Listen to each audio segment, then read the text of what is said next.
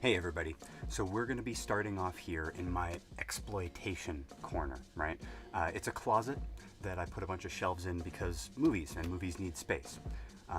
Also because when you have a kid, you can't really have them running into copies of like Twitch of the Death Nerve or Bikini Chain Gang or Frankenhooker. So anyway, I made this little grimy exploitation corner. We've got Hammer Horror up at the top with some Argento and some Bava, Full Moon movies, Fred Olin Ray stuff, and then over here, the blaxploitation section, and then samurai movies, and then spaghetti westerns. Actually, all westerns, but I have a lot of spaghetti westerns here. Anyway, these last two, it kind of makes sense to me that the westerns and the samurais will be right next to each other, even though geographically and culturally they're so far apart. There are lots of connections between these two genres, and in the first two chapters we're going to be looking at some of those. Let me explain. So one day this guy wrote a story. Actually, it probably took more than a day, to be fair. Actually, I think it took a couple of years. And this was in the 1920s. This story would basically become the archetype for all hard-boiled detective noir type movies. That would then 30 years later inspire one of the greatest samurai movies of all time, which in turn was remade into an archetypical spaghetti western, which literally birthed an entire subgenre of films. And here we are decades later, and people are still retelling the same basic story, tweaking it, changing it to suit their needs, but keeping the basic bones of the plot structure. It's now best known to people as the Yojimbo story. Are you saying the agency never tricks third parties into attacking our enemies? Of course we do, but a Yojimbo play is a Hail Mary to pull off. In this series, we're going to do a run-through of all the movies that I could find that use the Yojimbo story as a framework. This series will be 5 chapters, and each chapter will cover another genre. Yojimbo by genre. We're going to do a run-through of the greatest of the all-time medium-changing auteur directors, as well as some of the most head-scratchingly bizarre B-movie directors. It's going to be fun. And if we start with Yojimbo, then that means this chapter, the genre is going to be samurai movies.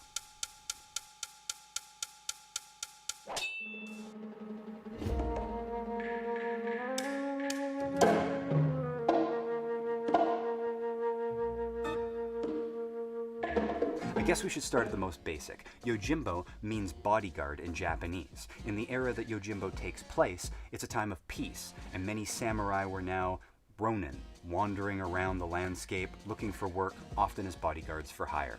It was also a time of bureaucratic corruption, like Robin Hood tales where the villagers are starving and suffering while the lords and the masters live large. Selfish. Pitting these two elements against each other, the warriors with a code of honor and the corrupt magistrates drunk on greed, is something of a staple of samurai films because of this setting, and Yojimbo is no different. Samurai films are also known as Jitageki or Shambara films. Say, don't we know those two names? Shambara means sword fight, Jitageki means period drama. So samurai films are both. Shambara basically refines your historical dramas to the ones with the freaking samurai. Yojimbo was directed by Akira Kurosawa, who is basically the greatest Japanese director of all time, possibly the greatest filmmaker in history. I don't want you overreacting. I don't think it's overreacting to say that. I mean, you could argue it, I suppose, but it's hardly controversial. There aren't many top 100 film lists of all time without Yojimbo somewhere in the top half. Everybody's going to say something more intelligent than I'm going to say about Kurosawa and Yojimbo. Guaranteed. I do more like, I don't know, fun observations, give a little bit of flavor, a little bit of mood, a little bit of context.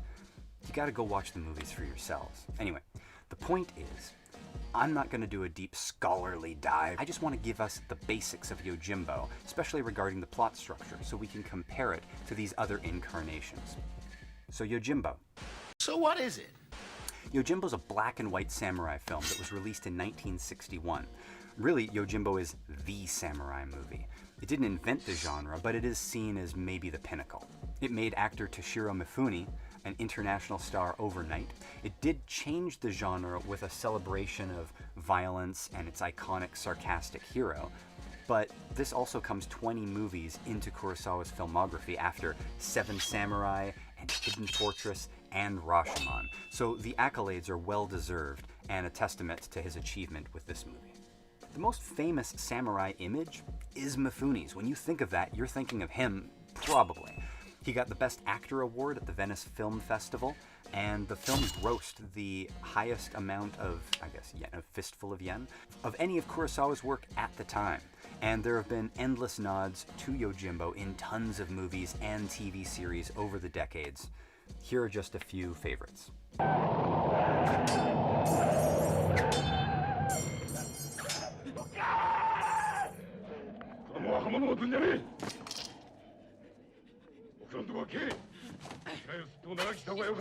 got from fucking around, Yakuza! Go home to your mother!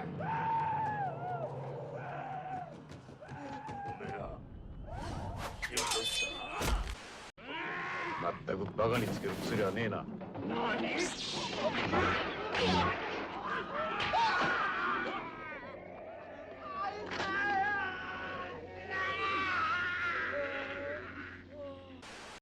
？And you know it. You're dead.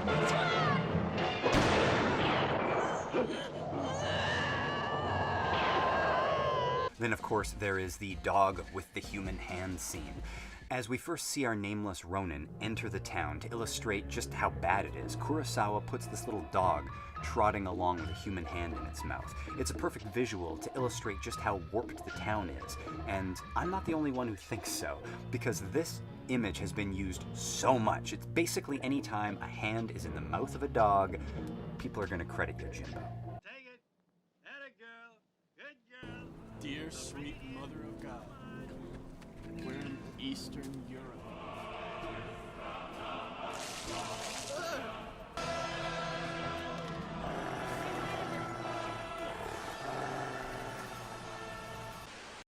Oh, shit, Parker! No, Parker, give it to me! Jesus, what is that? It's the man. Vincent? Is that an arm? And now, a quick word from our sponsor.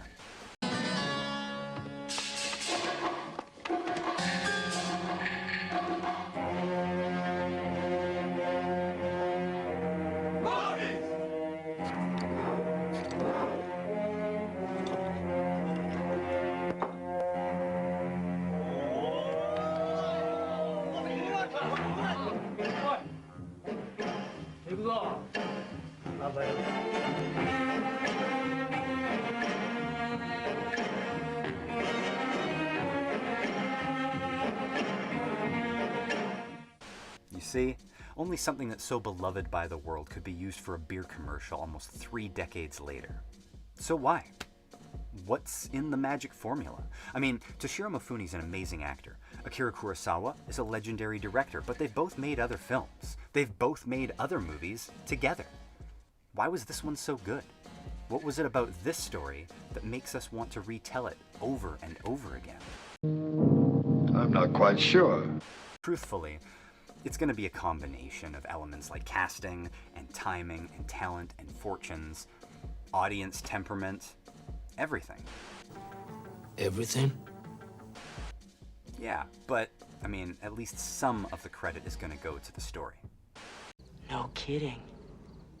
As we move from genre to genre, the costumes, the backgrounds, the actors, the styles, they're all going to change, but the basic plot's going to be constant, and the connective tissue that holds all of these films together as we do this series. So let's do a quick run through.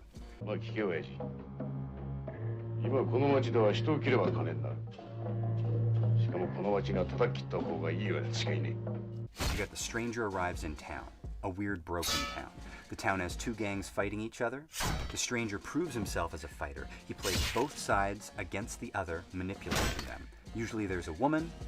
Oftentimes there's another badass who shows up in the 3rd reel. And the stranger also gets caught and roughed up pretty bad in the 3rd reel. So these are the hallmarks of the story that we can hold up as a template against these other versions, or like a checklist. Not every movie is going to complete all the boxes, but most of them will match up pretty well, I promise. What if he's telling the truth? At least listen to him. Now, as I was getting ready to do this part of the video, I did a bunch of research. I read up on spaghetti westerns in this book, I watched all the commentaries that I could, interviews, documentaries, etc. Now, in the commentary of Yojimbo, there was actually some of that scholarly insight that I was referring to before. For example, like this. Kurosawa is showing us in the partnership between the gangsters and the merchants, and the struggle over markets, a primitive capitalism where cutthroat competition is quite literally that. For Kurosawa, the past always contains the outline of the present day, and so what he's also evoking here is the power of big business in contemporary Japan and its alliance with the Yakuza, the professional mobsters.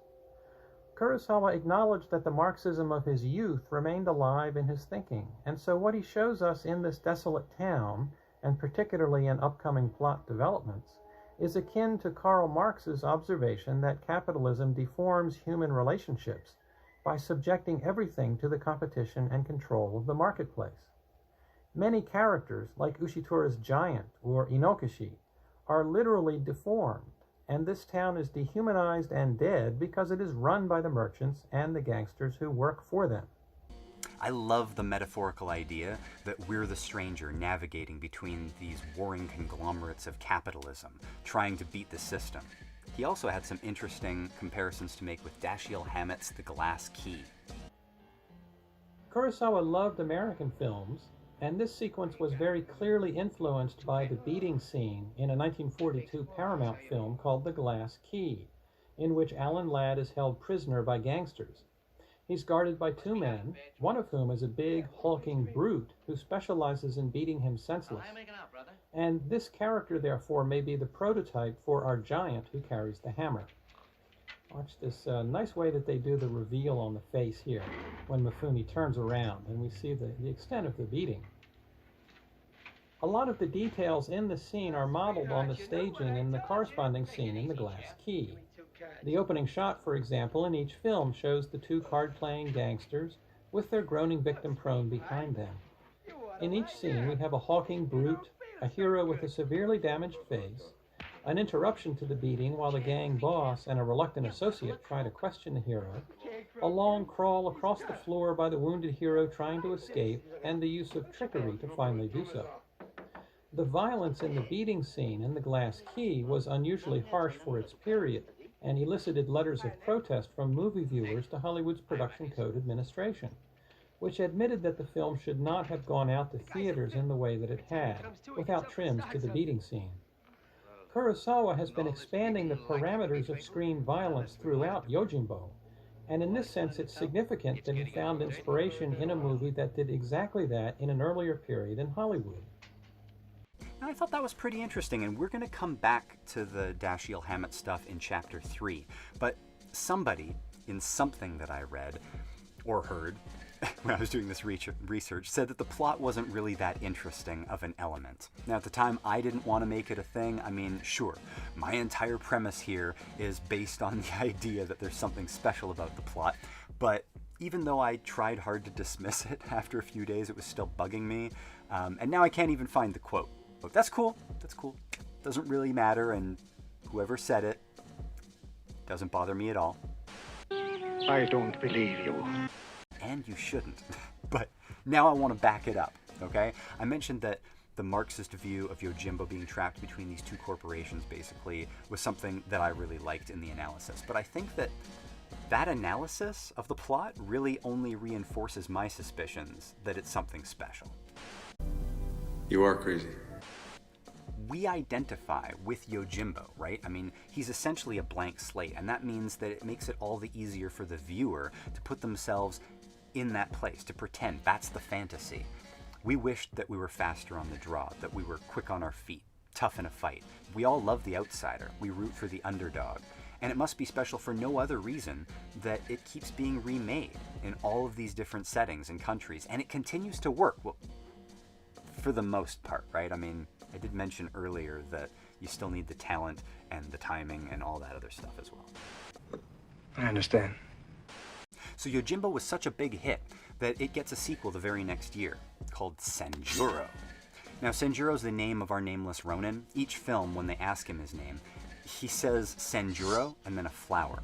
So for Yojimbo, it was mulberry fields, and in Senjuro, it was a camellia, meaning 30-year-old flowers. So he's Senjuro, but he is still also the nameless stranger.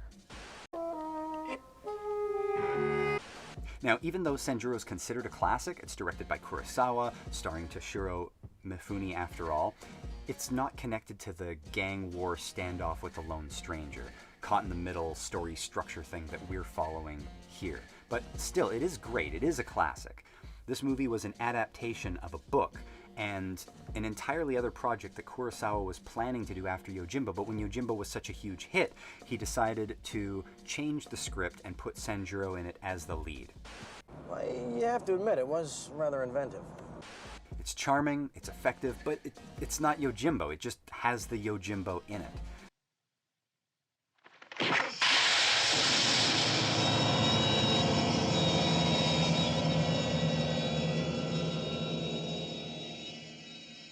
There was also a remake in 2007 called Tsubaki Sanjuro, which filmed with the exact same script as the original.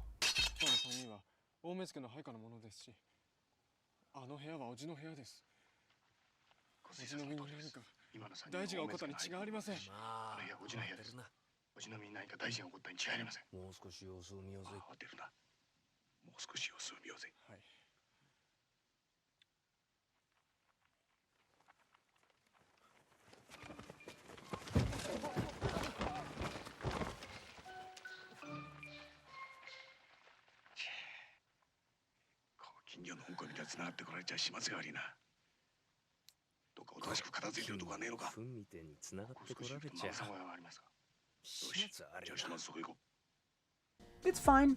It's fine, right? I mean, the script is as good now as it was back then, and they do the material justice, but how is any actor going to fill Toshiro Mifune's sandals? I mean, that guy's like an immovable mountain.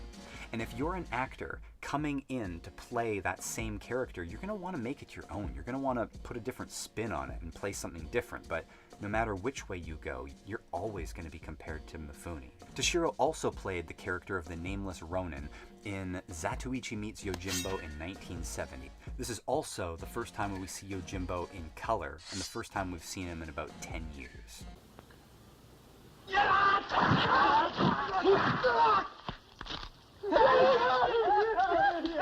So a little bit of context here. Zatoichi is another wandering character from Japanese films. He's a blind swordsman. He's also a masseuse. Zatoichi is played by Shintaro Katsu, and it is one of the most prolific runs of movies known in history, with 26 theatrical sequels and a TV series within the span of 27 years. Zatoichi Meets Yojimbo is the 20th in that series of movies, so it's really like the Freddy vs. Jason or the King Kong vs. Godzilla. It's like Batman meeting Scooby-Doo. No, Scooby, we are not the dynamic trio. It's really a great combination of the two series as well. Zatoichi returns to his hometown after years of wandering to reconnect with his roots, now an outlaw, and to visit a girl that he used to know. The town has seen better days and is now in the grips of a ruthless silk merchant who hires our familiar Yojimbo to kill Zatoichi. There's lots of dancing around the inevitable battle in this playful way, the way that Sergio Leone would play Henry Fonda and Terence Hill in My Name is Nobody. No idea what you're saying right now. And let's just point out again that Sanjuro came out after Yojimbo with an entirely different plot, and yet almost a decade later when Mifune returns to the Yojimbo character, they put him in a familiar setting, a town overrun with gangsters and having to whittle down their forces, manipulating the situation. And it was a success. As part of the deal for Mifune to play the Yojimbo character in the Zatoichi film, he would also be in our fourth Yojimbo movie, Machibus. Is it Machibusi? I'm not really sure. It's also called Incident at Blood Pass, aka The Ambush. It came out the same year as Zatoichi Meets Yojimbo, as they were made back-to-back. The easiest way to convey the film to you, the tone, the mood, the suspense, the ambiance, the general rhythm of the pacing, is simply to say that it's the Samurai Hateful Eight. It's got an all-star cast, including Toshiro Mifune as the Yojimbo. Shintaro Katsu returns, but not playing Zatoichi, just as a different character entirely. And some of the other names of actors I wasn't really familiar with, including the Elvis of Japan at the time, Yojiro Ishihara.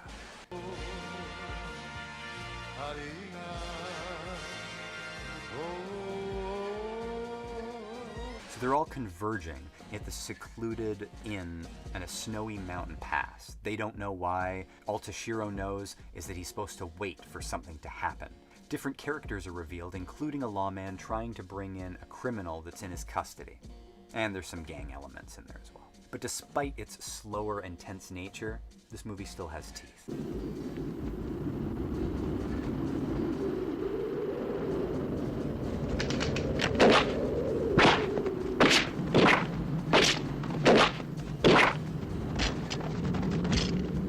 Now, as a final aside to my crediting the Yojimbo structure, I will again point out that Incident at Blood Pass also strayed from the formula of the Yojimbo plot, and was also not nearly as successful at the box office, or really even now in hindsight.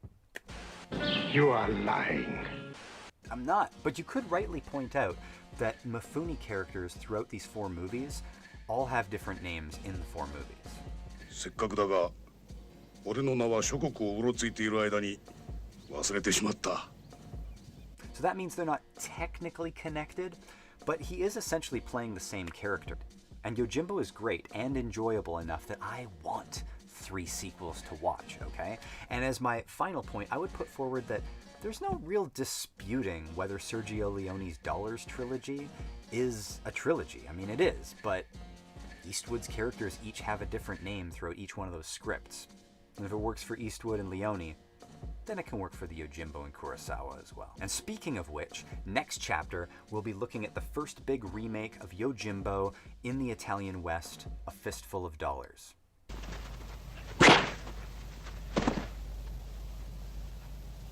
Yojimbo! 地獄で待ってるぞ! Get this!